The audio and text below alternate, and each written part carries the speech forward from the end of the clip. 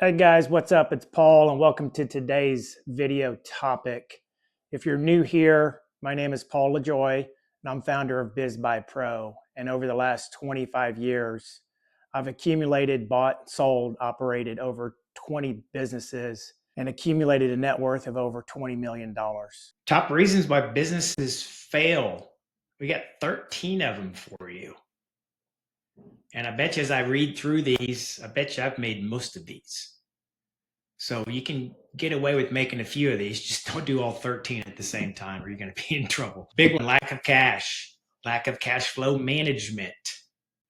Okay, so do I have enough cash to meet payroll and pay all my bills? Right? You got to have enough cash from day one. So you got to do an analysis there. Right? And even post acquisition, 2 or 3 years down the road, you got to have enough cash to run the company, right? The economy isn't always great, save for a rainy day, right? So make sure you have enough savings when there's that recession for 6 months or 2 years where your sales drop 20%. Got enough cash? You better. If you don't, you won't make it through the recession. Okay, so you got to understand cash flow management. Not hiring enough or the correct sales staff. Okay, don't go cheap on your sales staff. Make sure you have enough sales staff. Right? People are going to quit on you. You got to make sure you have enough. Right? If you don't have sales, you don't have a company. I'm not outsourcing, i.e., you're trying to do everything yourself. You're wearing 50 hats and you're good at 10 of them. The other 40 you suck at. You got to understand what you are good at and what you're not good at. Outsource and hire for the rest. If you're not good at marketing, hire a marketing firm. If you know anything about accounting, don't try to do the accounting yourself. Don't ever do the taxes yourself. Ever. I'm a CPA. I don't do my own taxes. Taxes are extremely complex and they change yearly. I can't keep up with everything. Don't do them yourself. Okay? Going cheap on everything. I mean, everything. Buying a truck that's 25 years old. Got it super cheap. It's in the shop for 6 months out of the year. If in the shop 6 months out of the year, that truck is not making you money. Paying your staff too cheap, man. Turnover is super expensive. Yeah, sure, the guy took 50 grand. He's worth 70. Guess what he's going to do? He's going to take your $50,000 job, and then he's going to be looking for a job. Until he finds one for 70, he's going to be gone in 2 weeks or 2 months or 6 months. You just wasted a shitload of money. Pay people what they're worth. Maybe overpay them. Turnover is massively expensive. You have to retrain all those people. Good gracious. Not being insured properly. Educate yourself. It took me about 5 to 10 years to become comfortable with the whole commercial insurance industry. What do I need? What are my deductibles? What does everything mean? What's co-insurance? What's an inland marine policy? Anybody know? Inland marine. You would think it's for boats. No, it's not. It's all your equipment, your forklifts, machinery, stuff like that. That's inland marine policy, right? Don't overinsure. Don't carry 5 million policy when 2 million work. Don't carry $1 million policy when you need 5. You gotta understand all that stuff. What's your deductible? You got $250,000 in the bank to cover deductible? I don't know. Depends on all sorts of stuff. You got to make sure you educate yourself. Next one, not spending enough money on marketing. There's also experts out there in that space. 5%, 10% of your income. You make $1 million, you should be spending $50,000 to $100,000 a year on marketing.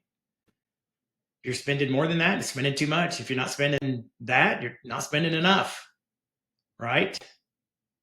Don't overspend, don't underspend. Spend the right amount.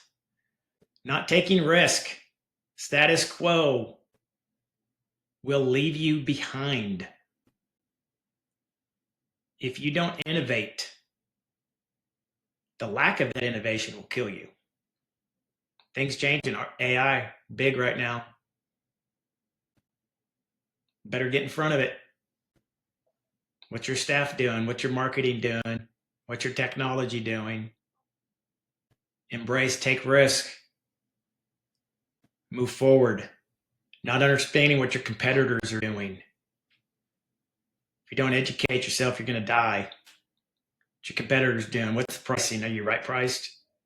You're around your competitors? You way overpriced? I don't know. Maybe you should be, because you provide better service.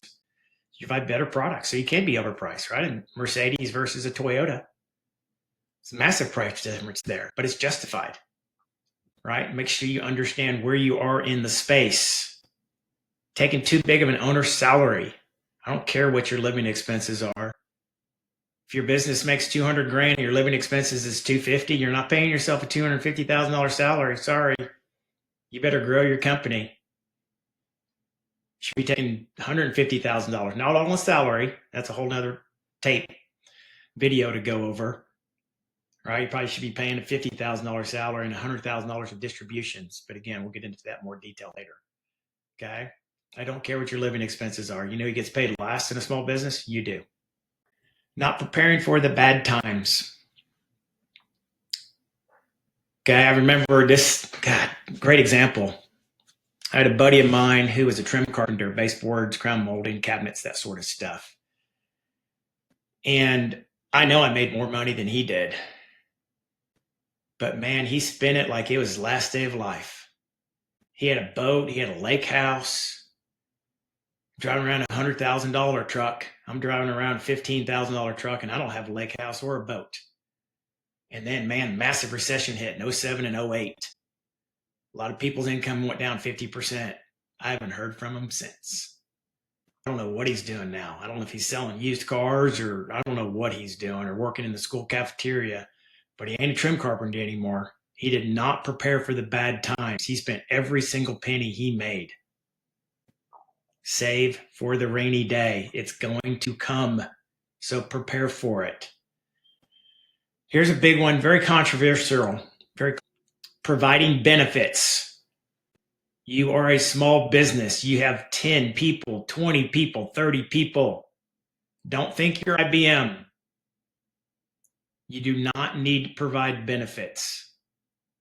If you provide benefits, health insurance and 401k and all this sort of stuff, you will go out of business. You're going to die slowly. Don't do it. You're getting in a bad situation. Very bad situation. Here's another one too, very interesting, growing too fast. Man, you can't go from $1 million in revenue to $4 million a year in 1 year. You just can't do it. I mean, you got to hire people, train them all. You got to bring in a bunch of people that don't know what the F they're doing. They're going to screw up your company. You're going to lose half of your revenue base because your salespeople, the people running your company, making your widgets or installing whatever, they're going to screw shit up. You're going to lose those clients. You won't ever get them back. Or secondly, and more importantly, go back to number one, you don't have the cash.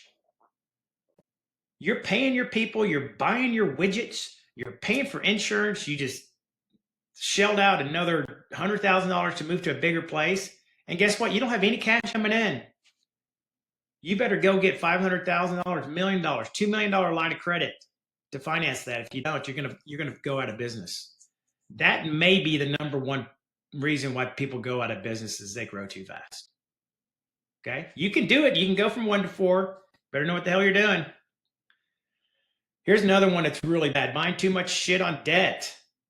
God, I just want to strangle you. Just don't do it.